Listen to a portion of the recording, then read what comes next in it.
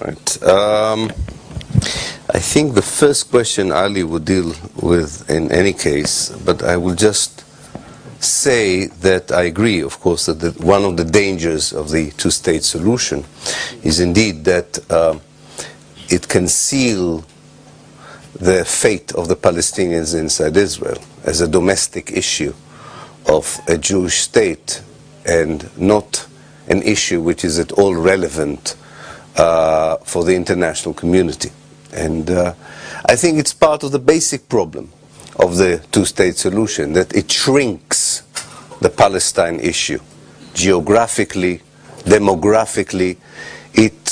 A peace solution is successful when it is inclusive, when it includes as many people as possible who are affected by a conflict.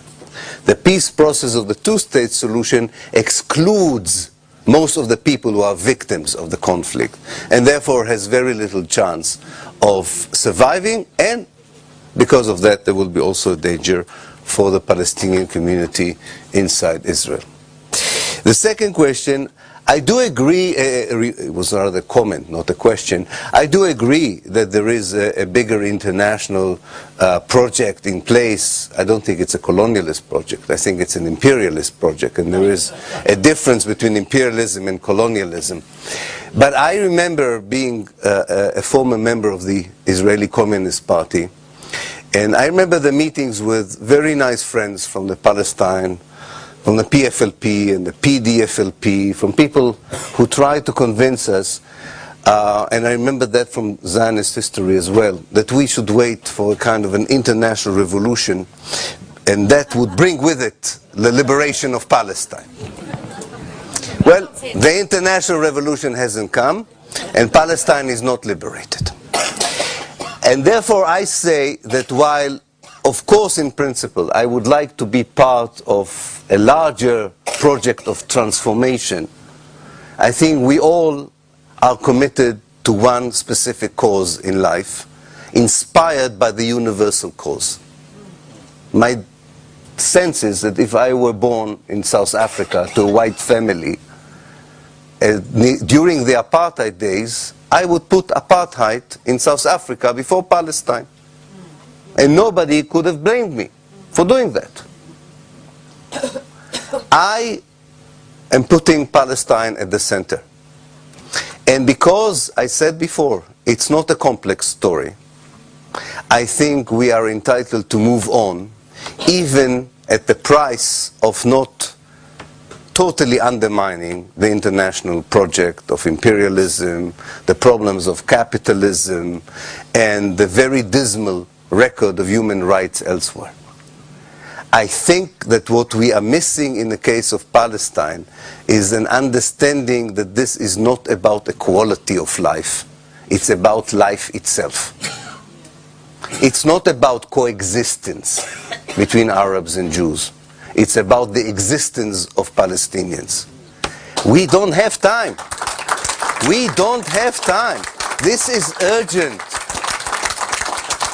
This is very urgent. The way that the Israeli military and political elite understands the situation is the following. We have a moment of opportunity to finalize the Zionist project by determining what part of Palestine would be ours through negotiations or through unilateral actions. Doesn't matter. And we'll determine how many Palestinians would be there and under what conditions. And we can still do it because of American support, because of European support, because of Arab impotence, because of the fragmentation of the Palestinian condition, all these things. And I think what we are trying to convey to you, because we are not alone, because we are part of a growing civil society of people from Israel, from Palestine, from outside of Palestine, we are not afraid of politicians. We are not afraid of political elites. We don't buy into the story that those who have money and power are the only people who can determine the fate of other people.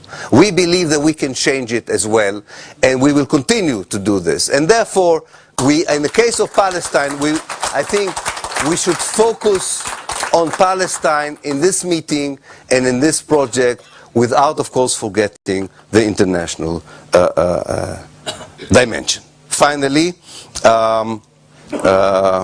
the positive side of Zionism, according to Jeff Alper. It's always difficult because these are all good friends of mine. Really, they are. I mean, we have been in the movement or in the struggle for so many years.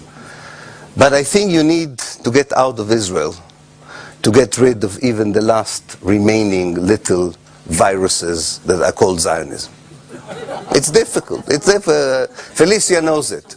It's not easy to clean it. Really, believe me. When you are there, and I think it makes sense, when you are there, when you live there, of course there are positive, it's not the positive side of Zionism. Zionism, as far as the Palestinians are concerned, as the late Edward Said had said, has nothing good to offer. Not even like this. As far as Jews are concerned, of course. Of course, my family, who was kicked out of Germany, and had they stayed, they would have been killed by the Nazis. Some of them found a refuge in Palestine. And the Zionist movement brought them over there. I love the Hebrew language. Fine. And we have a very good medical system, not a bad educational system. But so did the whites in South Africa have it. And probably had the Nazis been allowed to continue, maybe Germany would have been quite a nice and comfortable state for Aryans. Undoubtedly. So Zionism has some positive sides. But this has nothing to do with the Palestinians. It is bad news. But I think, seriously speaking, that at the bottom line, every person, even if he's a Zionist, is entitled to aspire to decent, respectable, and dignified human life. And the only way of making people in Israel enjoying, like many other people around the world, dignified, respectful life is to get rid of Zionism. So I don't think we should, in any case, give any good marks to Zionism, because if we do that, we separate the Zionist project from its victims. And we cannot. Are we answering now? Yeah, okay, sorry. I'm missing. There's two short points, and the rest Ali will deal with, I'm sure. About 2 points which come out from the question. One has to do with the distribution of labor in the movement, I think, and what we try to do for the cause of Palestine. And the other one has to do with generally the Jewish situation in a post-conflict Palestine, a one-state solution, and in it, how do I define myself? I'll come to that in the end. I think that a very important issue is a distribution of labor.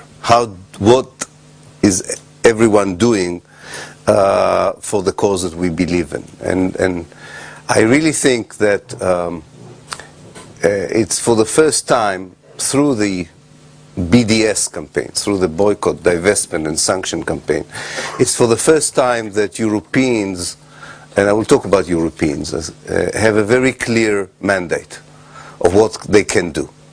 I don't think they are invited enthusiastically to help Palestinians and Jews to decide of what is the best way to live after the conflict is over. This is something which would have to be dealt by the people themselves. The refugees, the Palestinians who live in Palestine, and the Jews who live in what used to be Palestine. This is not a question for the German left to decide whether there would be a two-state solution or a one-state solution. This is our problem. The mandate for the German people in particular, but to Europeans in general, is to redress the balance, to change the way the political system in the West and in Germany is working. It's not a very democratic system when it comes to Palestine. The vast majority of people in Europe, and this is even scientifically proved nowadays with the help of surveys and statistical research, the vast majority of people in Europe are pro-Palestinians and support the Palestinian cause. and the governments do not reflect this support. So this is not a democratic society when it comes to the question of Palestine. So you have a role. It's unbelievable that German members of parliament and ministers are afraid to talk about Israel. This is not, I don't accept any of their explanations, even in the Linke party, by explaining to us that you have to understand this is Germany. This is Germany, and that's why you have to speak, not the other way around. This is Germany, and therefore I cannot speak. This is what we are looking for. We are looking for something that we already got there, and you have already got there, and I think the whole society around us should get to. And the distribution of labor means that turning the state of Israel into a pariah state, because it is a rogue state, is something that only you can do. And this is enough to put on your plate. And I don't want the one-state or two-state debate in this respect undermine the solidarity movement in Europe. It doesn't make any sense. You can still work with people who I think wrongly believe that for some reason a two-state solution is a viable solution, but you can still work with them in boycotting the next, I don't know, Israeli opera that comes to Berlin, or the next conference on human rights with 3 Israeli experts on human rights. They are experts on human rights, but they should go to a different conference, not to the conference on human rights. Finally, about definition and the Jews. I think that the Palestinians in this distribution of labor have an agency, as we say in English, and definitely Ali addresses this in his book, and many others do. What is the place of the Jews in a liberated state, in a democratic state? And I think that exactly the model of a secular democratic state is one where I don't have to define myself. I don't have to define myself in a secular democratic state. The only place I have to define myself is when the state says it has a national identity, an ethnic identity, a religious identity. If the state has an identity, I have to decide whether my identity fits the identity of the state, or if my identity is problematic because it does not fit the identity of the state. But if the state says, as I think we both believe in, a state for all its citizens, then my definition is, in that state, I am a citizen of the state. And it's nobody's business what is my religion, my affiliation, and what do I do in my bedroom in the afternoon. Nobody's business. And then, but I'm open-minded. I think that this is such a big revolution in the life of all of us, that when my friends, and I have very good friends, talk about a bi-national solution because they feel that Jews would have trouble in totally giving up the idea of a collective ethnic identity, that after, as Azmi Bishara says, after 3 generations of sort of Jewish existence in Palestine, there is a local ethnic Jewish identity. And there is, we know that there is. And that this identity, at least for a while, would have to be respected within either a bi-national state or a multicultural state. I have no problem in engaging with it, but I think, and this is the last thing I'm going to say, what is really important, if you notice, what we are doing here is what we should have done 63 years ago. We are asking the Palestinians to discuss the place of the Jews in their homeland. Whereas the Zionist movement says, we will tell the Palestinian what would be their fate in the future homeland. And the Zionist answer until today is, you have no place in your own homeland. The Palestinian answer is, whether it's a bi-national or a secular democratic state, is, you have a place. You have a place in our homeland, although you came as colonizer. Although you came as settlers, but you are 3rd generation there, you have a place there, we'll discuss this place, but we can only do it as free people, as someone said yesterday. Okay.